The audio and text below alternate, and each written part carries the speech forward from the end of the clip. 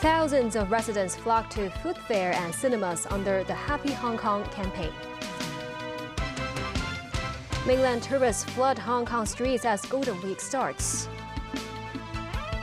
And health expert says COVID and flu season have not yet peaked.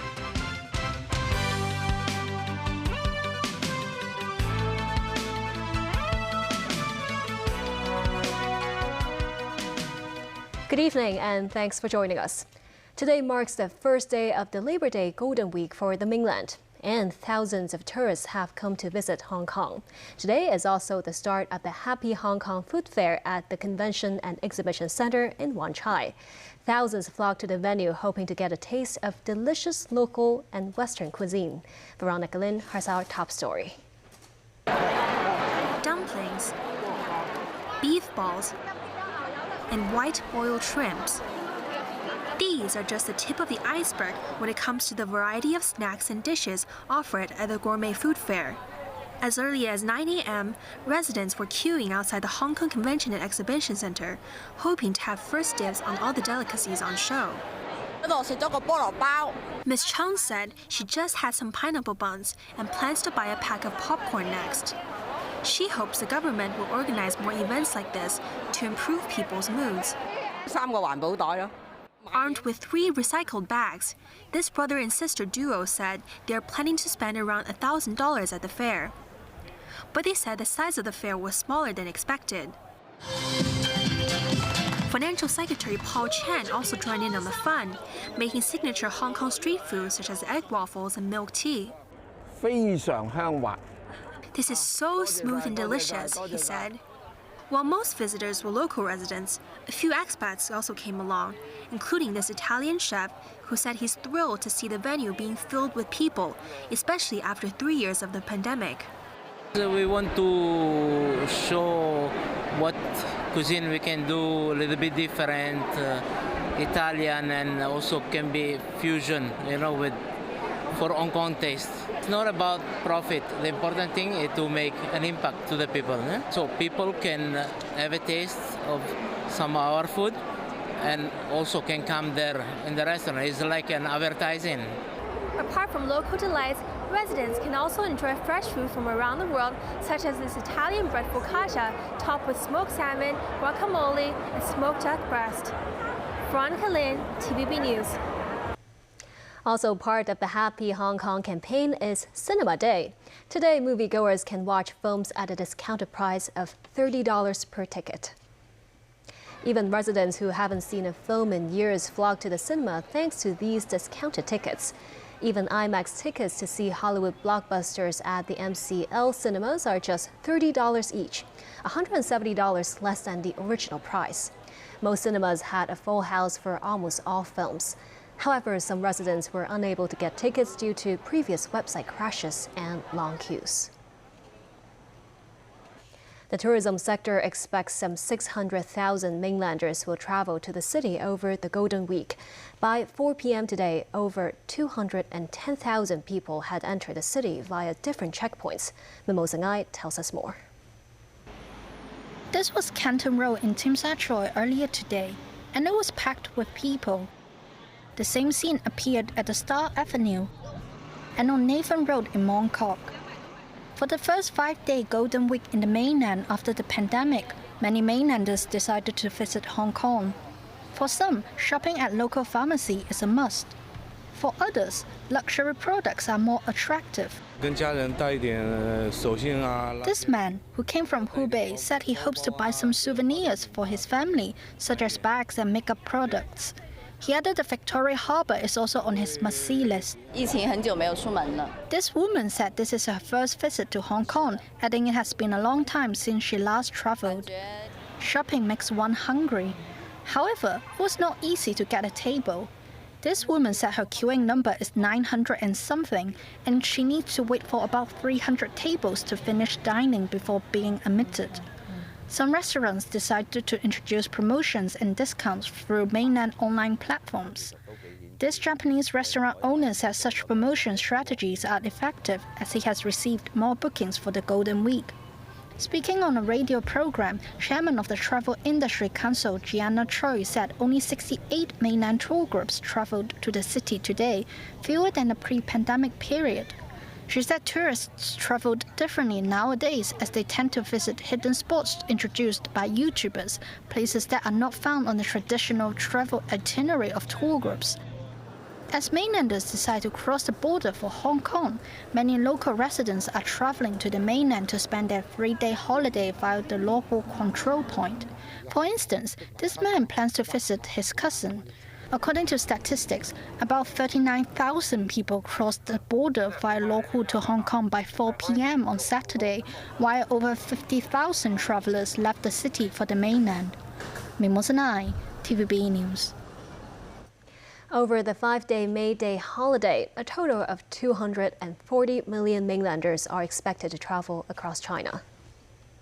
On the first day of the Golden Week, many Guangzhou residents arrived at the Guangzhou South train station with suitcases and children.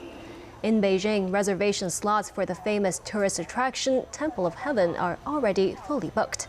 A staff member held up a sign saying tickets are fully reserved for today. Beijing authorities expect the capital will receive 8.8 million tourists over the holiday period, up 3% from 2019. More people in the city have been suffering from COVID and flu recently. But government advisor Professor Ivan Hung said the number of new COVID and flu cases have yet to peak. He predicts that flu cases will peak in a week or two, while COVID cases will take another 7 to 8 weeks. Veronica Lin reports.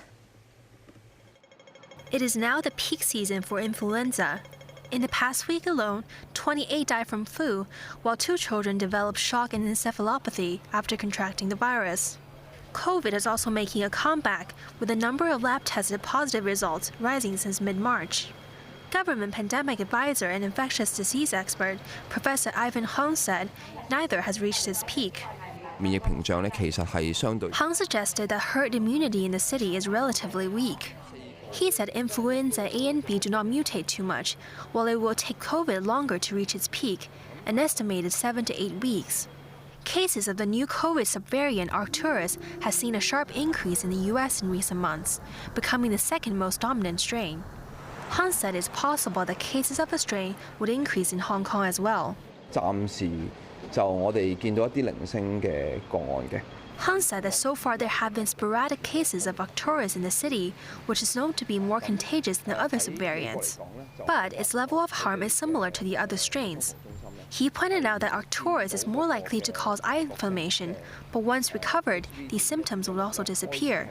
He recommended that the public should consult a doctor as soon as possible if they have eye inflammation to determine whether it's caused by COVID or bacteria. Veronica Lin, TVB News. The amended copyright ordinance will take effect from May 1st. The aim of the amendment is to strengthen copyright protection in the digital environment. The Customs and Excise Department said people who harm the economic benefits of copyright owners will need to face criminal sanctions. Nowadays, set-top boxes or cable boxes can be bought easily, enabling users to watch global TV contents. However, the newly amended copyright ordinance introduces an exclusive technology-neutral communication right for copyright owners. This means individuals who violate the right will face criminal sanctions. The maximum penalty can be a 4-year jail term and a fine of $50,000 for each infringement. Chief Executive John Lee said Hong Kong aims to halve its carbon emissions volume by 2035 and reach carbon neutrality by 2050. Lee made the remarks at the opening ceremony of Tree Planting Day, which was held after a 3-year break due to the pandemic. Lee said Hong Kong is actively promoting green economy, sustainable finance, and green bonds, and these green developments will play a part in tackling global climate change. Over 2,000 people, with nearly half of them being PLA soldiers, participated in Tree Planting Day. They planted 8,000 tree seedlings. China and North Korea have criticized the so-called Washington Declaration, which is a security agreement between Washington and Seoul, released on Wednesday during South Korean President Yoon Suk-yeol's visit to the U.S. Daniel Rao tells us more. South Korean President Yoon Suk-yeol wrapped up his US trip on Friday with a visit to Massachusetts. There he met the state's governor and gave a talk at Harvard University. High on the agenda of his trip were tensions between North and South Korea. On Wednesday, the United States pledged to give South Korea more insight into its nuclear planning. Seoul promised not to seek nuclear weapons itself in an agreement both sides said was aimed at North Korea and its growing nuclear weapons program. Subsequently, China's Department of Asian Affairs Director General Liu Jin-song met with South Korean Embassy Minister Kang Sang-wook in Beijing to express China's strong dissatisfaction with the declaration. This, according to a statement on the website of the Chinese Ministry of Foreign Affairs. Liu reportedly stressed China's stance on various issues, including the Taiwan issue. He urged South Korea to strictly adhere to the One China principle. During his visit to the US, South Korea's leader held talks with US President Joe Biden on various issues, including tensions in the Taiwan Strait. Meanwhile, North Korea's Kim Yo-jong, the powerful sister of the country's leader Kim Jong-un, also commented on the US-South Korea agreement. Kim said North Korea is convinced it must further perfect a nuclear war deterrent as a result of the declaration. Kim's statement is North Korea's first comment on the meeting. It appears to suggest that Pyongyang will continue to develop its weapons arsenal. Kim also criticized US President Joe Biden for his warning that any nuclear attack against the US and its allies will result in the end of the regime. She called Biden's warning a nonsensical remark while labeling South Korean President Yoon Suk-yeol a fool. Daniel Rell, TVB News. The U.S. Federal Reserve has issued a detailed assessment of its failure to identify problems and push for fixes at Silicon Valley Bank before its collapse. The Fed promised tougher supervision and stricter rules for banks. In a 114-page report, the Fed said its oversight of SVB was inadequate and that regulatory standards were too low. At the time of its failure, SVB had 31 unaddressed citations on its safety and soundness, triple what its peers in the banking sector had, the report said. The Fed added that supervisors of SVB did not fully appreciate the problems, delaying their responses to gather more evidence even as weaknesses mounted. On March 10th, regulators shut SVB after customers withdrew $42 billion on the previous day. And more customers requested another $100 billion the following morning. Coming up after the break, hundreds of Chinese arrived in Beijing after evacuating from Sudan. Pope Francis continues tour of Hungary. Devastation in Ukraine after Russian attack.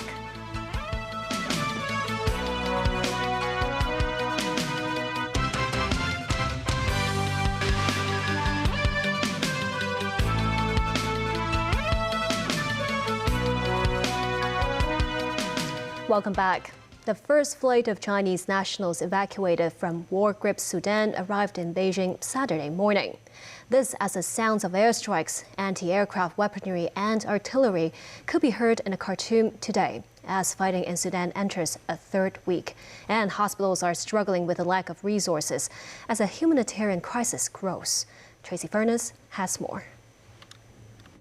The first temporary flight with 343 Chinese nationals on board touched down in Beijing on Saturday, returning home via Saudi Arabia after they were evacuated from war-torn Sudan.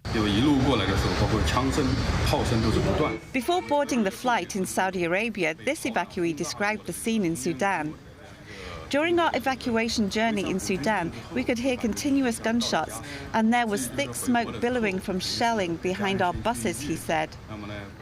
The People's Liberation Army Navy vessels took nearly 700 Chinese evacuees from Port Sudan to Jeddah, while others left Sudan overland to neighbouring countries like Ethiopia, Egypt and Eritrea.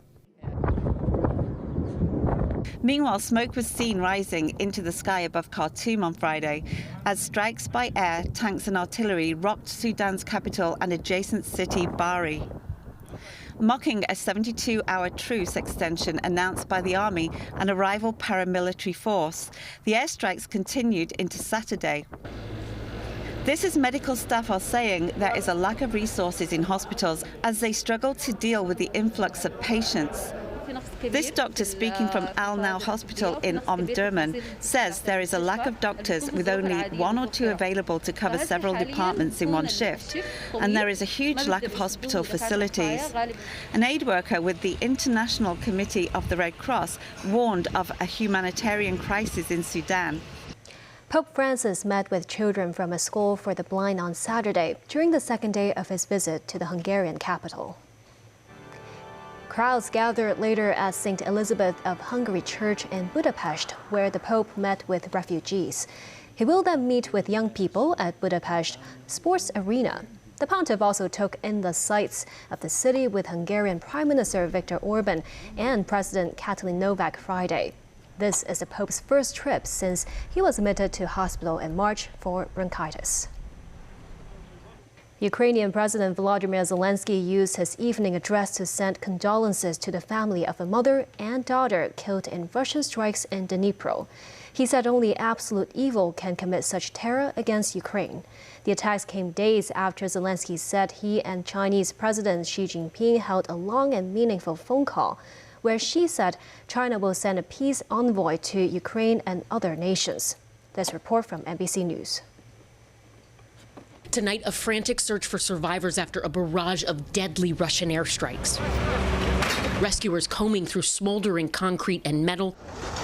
It is all that's left of an apartment building in Umman after a missile hit in the middle of the night. Residents were fast asleep.